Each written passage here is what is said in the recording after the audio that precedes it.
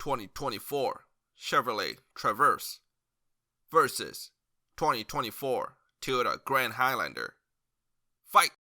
The Traverse enters a new generation for the 2024 model year, complete with a rugged new look and a new Z71 off-road trim.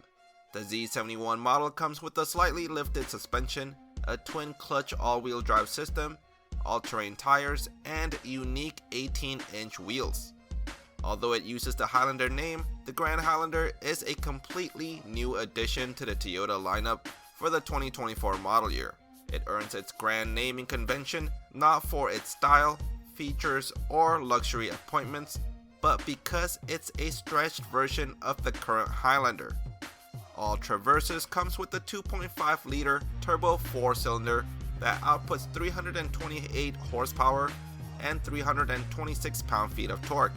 MPG rating is rated at 18 city and 27 highway. While it comes standard with front-wheel drive, all-wheel drive is optional, and the transmission is an 8-speed auto. The towing capacity for the Traverse is 5,000 pounds. The MSRP is $38,995 for the LS trim and $57,595 for the top RS trim.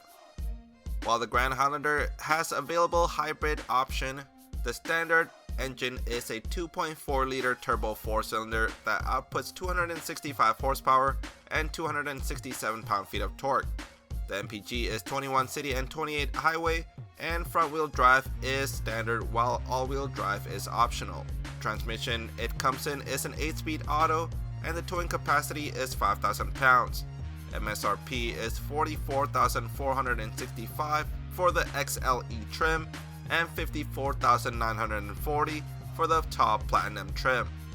The pros for the Traverse include standard 17.7-inch infotainment, cheaper entry price, and available C71 trim that is more off-road capable.